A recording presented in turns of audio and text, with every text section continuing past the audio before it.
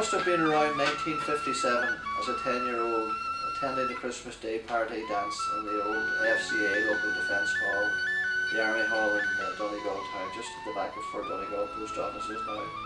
That day always stands out in my memory. It was the day that the skiffle sound of Ronnie Donegan came to Donegal town, when 4 teenagers, Walter Esby, Harry Stewart, Paddy O'Donnell, and of course frontman Donal Gallagher came on stage. This morning I am in the home of Donal and Joan Gallagher, Donegal town. Donal, growing up in Donegal town, you grew up on the main street just opposite the local cinema and beside St Patrick's cinema and the St Patrick's church as well. You were a talented young athlete, a singer, musician. And let's go back to the skiffle. A washboard, a tea chest, 2 guitars, a very unusual sound indeed, and very unusual characters. Can you tell us something about that? Absolutely, it was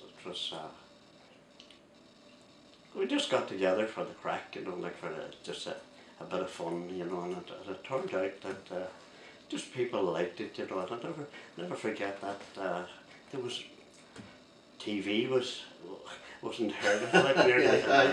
Like here we were after dinner on a Christmas day, and there were nothing, and we got land of the FCA hall. Up we went, and I don't know where they came out of, but it was amazing. The place was packed in no time because there were nothing else on, like, you know. And you were there yourself. It was indeed. It was a lot of fun. And did you play in dances, local dances around the area after that then with the skiffle, or did you? We did you know, a bit of a backup with show bands and things like that that were up and coming, you know, but I don't remember a terrible lot about that, you know. Well, age has crept in now, like that. Memory's not what it used to be. But yes, you've been a musician all your life, and we'll go into that later. But I just want to go back to the foundation of the St John Bosco Club in Donegal town. I know you were very much instrumental in that, along with the late Michael Cooney and several others. That's right, yeah. And you were a talented young athlete indeed. I remember you out in Tirconnell Park. I used to love that, yeah. I loved it. Myself, James Codwell and Harry Stewart used to go down by Timoney's Field there, kind of. That was the only place that we could, you know, practice and kind of, you know. We didn't get down very much, you know. It depended a lot on the weather, whether we go out or whether we wouldn't, you know. John Haughey, a friend of mine, indeed a friend of yours. You were great rivals then, weren't you? Just met him the other day. Did you? At Aldi, yeah. And great friend. Great fella. He's living in Kilcar now, isn't he? He is, yeah. And we had some great battles. Yeah. Michael Cooney was a great character himself, wasn't he? Indeed, a man before his time, really, wasn't he? Absolutely. I'm glad we have the opportunity to talk about him really here today. Absolutely, because you know, he would have shows like that nobody else would even think about. You know, the manager at Olympic Games that he had way back in 1959 or whatever it was, you know. And he had some great athletes. I remember Neil O'Donnell. He was out there he was from Dunlow. And he represented Ireland in the Catholic Student Games in Portugal. Right. And he was there, and you know, I remember beating him that particular day at the race, and there was some great athletes there from the Lures Athletic Club. And there was Andy Kilfeather from Sligo, and I mean, Michael Cooney was instrumental in getting great athletes, you know. He was, Some of these men would have represented Ireland, you know. He was. But a very talented man as well. He also went on to become the manager of the Pavese Ballroom, actually, when it opened up in the 1960s. And that's right. Something carried out for years indeed. St Terry Woods, yeah. That's right. They formed as CDW promotions then. They were running dances and County Leitrim somewhere. At Glenfarne. Glenfarne, was it? Yeah. The ballroom up from Anse. You never played in the ballroom up from Anse? Well, did you play in it? Yeah. Myself and Jack Ramsey and Charlie played in it. Right. A few times actually, you know. Yeah. So fine. They were actually renovating it now. It's supposed to be very well modernised today. Yes, yes, yeah. Comparison. Yeah, well, of course, getting back to Jack and Charlie, they're also two great characters as well. I'm sure you have many stories with them playing around the countryside.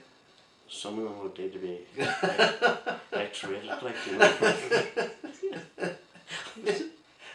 I went to tour, you know, on tour with them, and over in Birmingham and London, we actually had the pleasure of playing the Galtee Moor as well. Oh, right.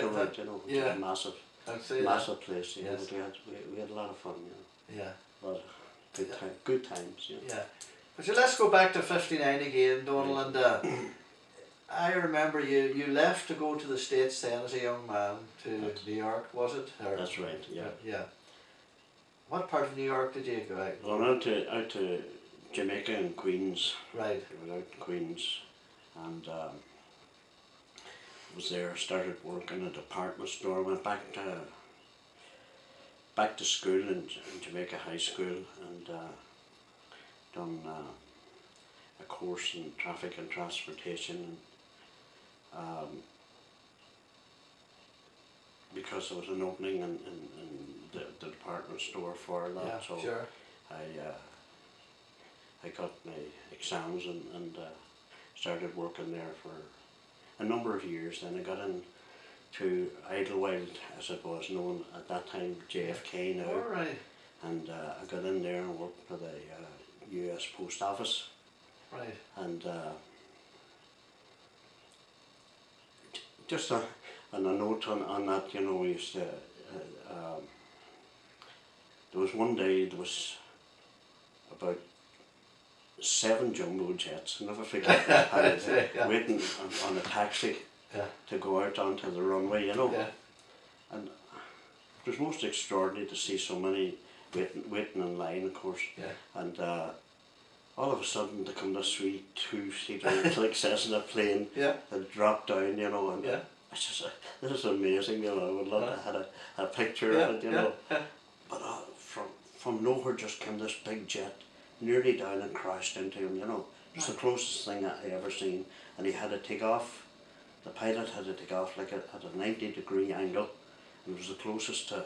It would have been a major disaster. Sure. But I said to myself, I would love to have earphones listening to the cockpit of the jumbo jet and the man at the control tower, you know. Oh, right, he would have okay. some Balogun there. And you also, I believe you played in the show band in New York as well, didn't you? Oh, I did, Charlie, yes. What? You played in several show bands? I did, yeah. The one that was mainly in was the Statesman, they're called the Statesman show band. Yeah. There's a man, John O'Neill, he was from Labashida in the County Clare. Right. A very well known man. He was a bus driver by trade, but he's just, and got a lot of work with him, and there was a Kevin Massey from Belfast, Tony McDonald played the trombone, he was from Dublin, Noel Smart played the drums. And, right, okay. And you also played with a Fitzgerald, was he, man? What was his name? Tom Fitzgerald. Tom Fitzgerald. You made a record with him, did you? Yeah, I did, yeah. Did you get to the top 20? They were telling me back here that I sent a few copies home anyway, and after Tommy Doherty would have had the cinema at that time, he was running the cinema, you know. Yeah. He stopped the show one night at the middle of and he put on my record, you know. Yeah. The whole place was crying. You know. Moira and everybody was there. If you heard it, you would cry too. Where's that record today, do you know? Jackie and Moira, who had ran a laundrette up the town, they had a business there, of course, and Jackie always said, he said, if things were bad, he says, I always put on your record. He says, I knew things could never be that bad again. We made an LP in half a day. I was in the American Army at the time. Yeah. I came home and there was a group of Tom Fitzgerald was one of them actually. Yeah. And his father and different other ones. And we made the records. You can just imagine what it was like, you know, kind of thrown together, but sold something like 1 million copies, like, but less maybe 919. Well, you know, it's funny. I was talking to somebody recently about that movie Shane, and you know, that very famous scene, "Come Back Shane." That's right. And the young lad, I often wondered who he was, and I couldn't get over it when I read the Donegal Times. That's right. He was in the army. Well, no, I didn't know him personally. Now, yeah, no. There was one particular day that we were all out on the square, about maybe a couple of thousand troops, you know. Yeah. And the sergeant got out, you know, and he called this young fellow, "Dwight, come out here." You know, and he started walking first of all, you know. Yeah. And he made your man shout, come back, Sergeant." You know, and he started running. He said, "Sergeant, come back, Sergeant, come back, Sergeant." He made him run after him, you know. Very, very funny. Yeah. Very funny, very embarrassing just too as well for the young fella, you know. Yeah. But and it was amazing, you know. The Francie Kennedy had written in about that he had died, you know. Some.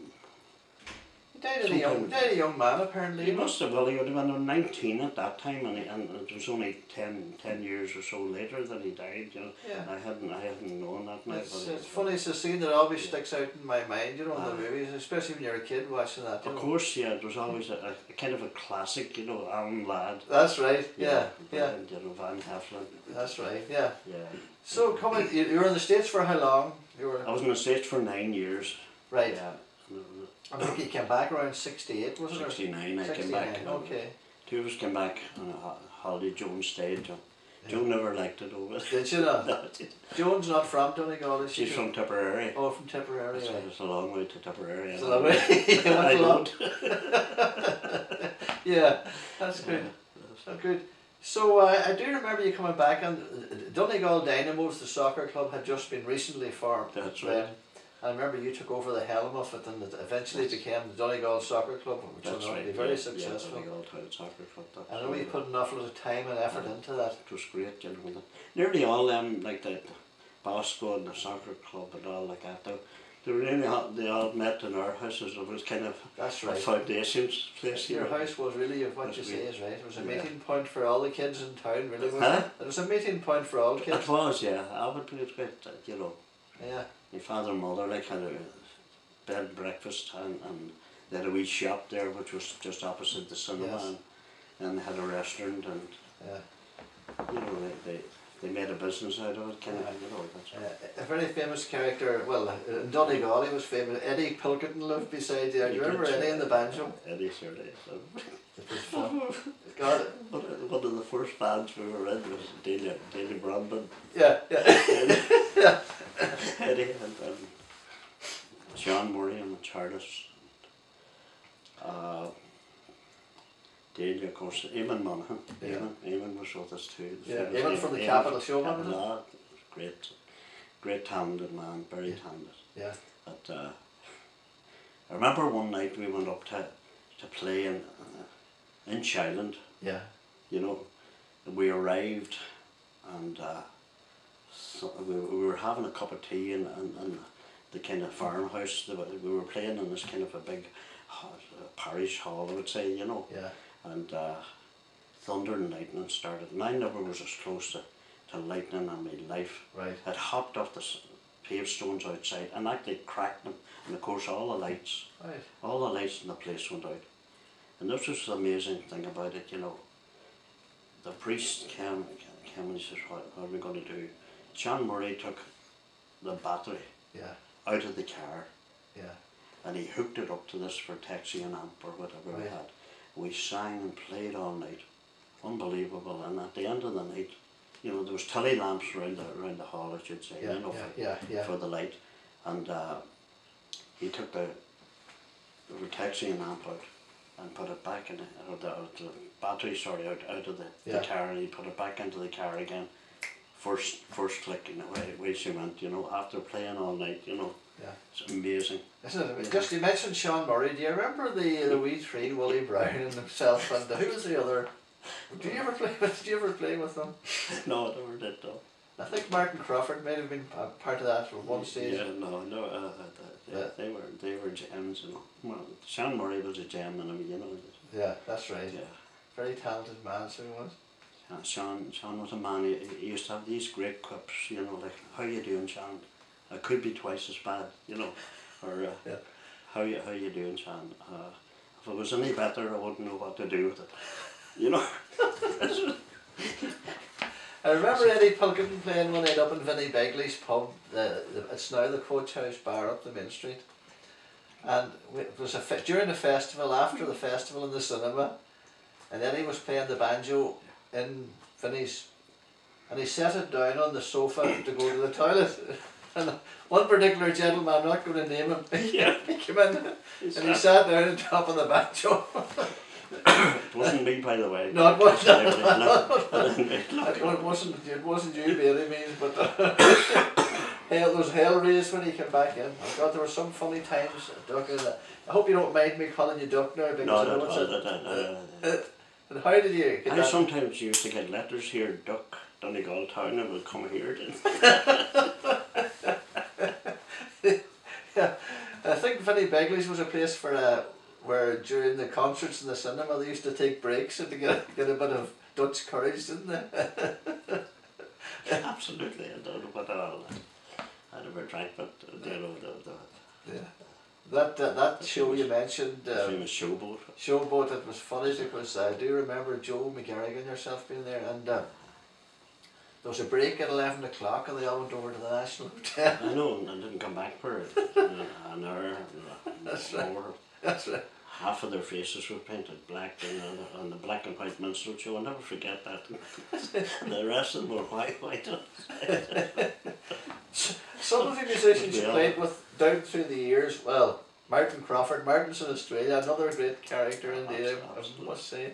Absolutely. Martin Crawford, Charlie, you mentioned Charlie Cannon, and Jack Ramsey, of course, and Noel Curran. Yeah.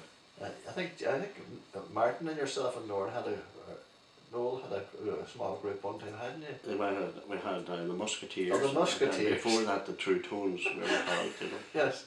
You know. Yeah. Depending on where we were thrown out of, you know, like you couldn't go back with the same name, like. No, I'm only joking. Yeah. No, it was very good. Now we played in the Talk of the Town for quite a number of years, and it was Talk of the Town. That was up now where Sean Griffin had that. That's right, Sean Griffin had that. It's closed up now up the main street there. Absolutely. You couldn't get into it at that time. Now, like Frank McInhill or we got Prince Vince. That's right. You know, another great character and a very, very terrific talent. Yeah. And he starred in the Talk of the Town nearly, you know. I remember that. He was absolutely amazing, you know. Yeah, one particular summer, he had a very talented guitar player with him from Donegal town at that time. Oh, Seamus Brogan. Yes, excellent. Seamus was brilliant. Yeah. You still keep in contact with him? I do. Seamus lives in Denmark now. In Denmark, is it? And he's doing very, very well. He's into art and he does a lot of artistic works and that type of thing. Right. But you know, just on reflection, look at that. In the 50s and 60s, there were a lot of young kids, young lads who were talented. You had Seamus Brogan, you had Ian McGowan, you had the likes of even Jim McCann, who lived in Donegal town, who died recently. Funny, I never knew Jim. Did you? I was away during the 60s. Oh, you would have been, yes. You know, yeah, the whole 60s, I wouldn't have known Jim. Yeah. You know. His father was a schools inspector here. Yeah, yeah. And then, of course, as everybody knows, Jim went on to join the Dubliners. He was there with them for many years. Yeah. Sadly, he died 2 or 3 months ago. Sad now, alright. You know. Yeah. Yeah, you know, go back, well, let's get on to, we got on to the concerts that used to be held in the cinema and in the Central Hotel. They went on for many years. I know you and I didn't start them, but you started them. It was everybody else done the best they could. Yeah. You know, we had such a, of course, the cinema was a great place, you know. You know, you had all the facilities. Then we went to, do you remember the entertainers then was formed, and That's down right. the central, and some of the, some of the rehearsals were better than anything. I'll never forget we were rehearsing for we always done the show for charity at That's Christmas, right. you know. Christmas, yes. Maybe you'd start around September or October maybe, and we were rehearsing. We were rehearsing one day, and it must have been a Friday night or something. But there was a girl setting up for a wedding the next day, and Liam Hyland, of course, himself was very involved, and loved the whole thing. You see, but we had during the rehearsals we had no amplification set up around in the capitals. Liam had a radio mic, you see, and he handed it to me, and I can still see this young girl taking out a plate full of stuff, and I was singing that. Dale, Dale, remember? Yes. Daylight come, Harry Belafonte, Yeah, you know, yeah, we were in the islands. That's right. And I took the mic off Liam, you see, and it was all quiet up until that, and I went, Dale! And the girl dropped a plate to poor critter. Of course there were Highlands plates, and he wasn't a bit happy about it. Well, there were some good shows. But that was, you know, that was the way it was. Big Jake and Small Sam with Wally Brown and Sean Monaghan and I done Lord, It's Hard to Be Humble. remember that. And Highland, I think, got me a pair of tight blue jeans, and I had to put soap on my legs to get them up. Yeah. Never forget. I mean, when that went. We went on a tour one time then to Letterkenny one night with the. And that was the thing, we were nearly arrested. That's right. With the it was funny. We were in the Mount Errigal Hotel at the time. That's right, yeah. And we were doing a rock and roll scene, and Liam Hyland always wanted to be on the stage, but would never go on the stage in his own hometown. Yes. And we were on the stage, you were singing or something, yeah. I remember standing behind you, and I looked behind this fella, he was standing with makeup on him, and long bell-bottom trousers, and all that. It was Highland. Well, can you remember why we were nearly arrested that night? I can indeed, very well. We were doing a black and white minstrel scene, and we all had the faces blackened. And when we came off the stage, we all sat down. It was about 12:30 at night. Yes. And everybody had cleaned off their faces and got into their clothes. But Wally Brown still had his dicky bow tie and white shirt on him. And he cleaned off the black, but he was still black here. But the guards raided the place. Yeah. And Wally was after hours. Wally was very quick. He jumped up and he went around a tray and started to collect glasses. He looked the part with the bow tie. He did. Right. I do know that several of the people of the entertainers got summoned just to appear in Letterkenny Court for after hours. Oh God, Wally was very funny. He was a good character altogether. I never drank in my life, but that was just what I used as well. Like. Yeah. But it were those concerts in the Central Hotel. You know, we used to make £2,000. It was amazing. That was an awful lot of money then. We course, back from 1980 until 1991 or 92. That's I don't know. I know that we contributed to the hospital and everything. some funds and different hospital, different things. You know, which was great to be able to do. You know. Yeah, and all the Sister Stella children. You did a piece with the Sister Stella children several times in those concerts. Absolutely brilliant. You know. Stella was great altogether. She was amazing. Yeah. What she could do with the kids was just out of this world. You know. That's right. Yeah. They're lovely. You know. Yeah. Oh, it was But the kids backed me on that. Lord, It's Hard to Be Humble as well. They did. And you know. That's right. I can still see Willie Brown was on before me. Yeah. Connor, the late Connor Sinclair. Yeah. All these characters are all gone, you know. Yeah, and the night Connor was playing the piano, and that's right. Willie was to do one song. That's right.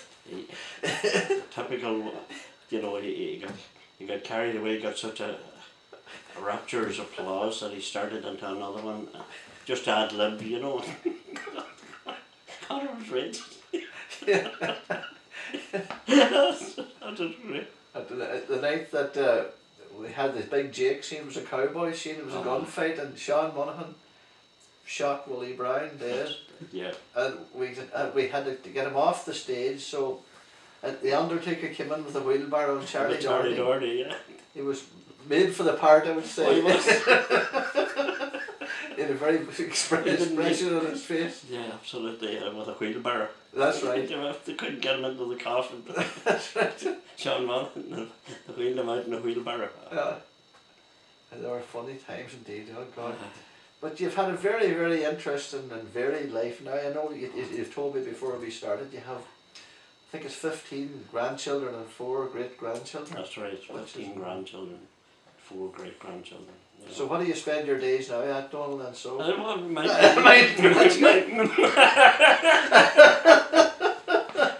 As soon as we get up, that's it. Yeah. You're heading to some house. I would say you are. God bless them all, they're lovely. So a lot of your children live around Donegal town, or? Oh, they do, yeah. There's 5 of the family around here. Then Aidan, he's in Moldana, and Jay were in Fiji as missionaries. And they're back now and they're living next door here. Oh, great! Yeah. Yes. She didn't want to run too far home to Mammy, you know. Yeah. Yeah. So anyway, bless them, and it's good. It's nice to have them home or something. Oh, that's good. Along the world. Yeah. Oh, that's great. That's fantastic. Paddy O'Donnell's a great buddy of yours and a great buddy of mine, and Paddy was always a character in the concerts, and everything he'd done down through the years. He would have played the washboard in the skiffle group, you know, Harry and Paddy had such rhythm, you know, just built into him, you know. You know, but he was a brilliant, brilliant fellow, brilliant friend. A great fellow. A great character. You could, and all his own lingo, as you know. Yeah. Self and Marjorie, you know. Yeah. Oh, that's good. Two great friends. Oh yeah. So Donal Gallagher, listen, thank you very much. The time has flown by, believe it or not. We're 45 minutes here. Reminiscing, and it's great to talk to you, and thank you very, very much for inviting us into your home here in Donegal town. My pleasure, Paddy, anytime. And the door is always open. You'll not sing us a song, will you, I suppose, will you? No, I don't. I wouldn't like. You're totally retired. All the money you made from that LP you made in the States. Actually, when the boys used to have finishing when the boys had the Glencoe radio. Yeah, oh yes. Brian Corriston, of course, had Hubert over in America, and he sent him a copy of it, you know. Yes, yeah. And every so often they would play it on this radio station. You see, they were up on the top of Glencoe at that stage, you know. Yeah, I remember it. And I'll never forget. I was coming home and I worked with Foodland. Yeah. Here in the town, I was coming home and I heard it coming on the radio, you know, and I stopped to give out, like, you know, and then the amplifier, no, I don't think it was my record, but it might have helped anyway. But the smoke, I could see the smoke coming out of this amp, and the whole thing went off air. Just when you I said, it serves us right. Just when you mentioned Glencoe Radio, I actually had forgotten all about that. Was up. That's right. Oh, that was up at Glencoe. Actually, wasn't it? It was a mobile home or something, wasn't it? Yeah, they had an old house there that took, you know. Yeah. And who was instrumental in Well, Jack Ramsey and Brian, was it? Brian Corriston, Charlie would have been involved. Paddy Ward done it. Yeah. That's thinking it. There was Sean Faulkner, of course, was very technically made. Willie Long and Duncan Neely would have set the whole thing. And Desi Boner, of course, was one of the chief engineers. Desi loved that. I mean, how long was that there for then? So it must have been several years there, wasn't it? Well, it was there, and you know, it was actually it was a pirate radio. That's right, yeah. Then it went into the side of the cinema then for a while, you know, which was good, you know, and Big Bernie, of course, was very, very good in it too. Everybody had a turn at doing a show, and you know. Yeah, had you a show yourself on it? No, I wasn't good enough for it. They didn't recognise your talent. I knew to stay away from this. They weren't as appreciative as the New Yorkers were.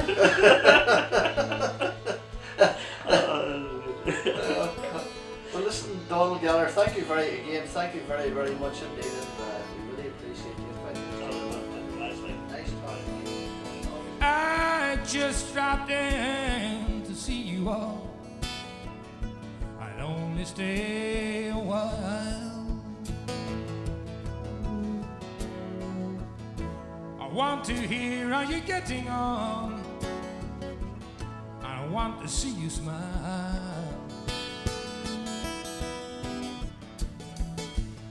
I'm happy to be back again and greet you one and all.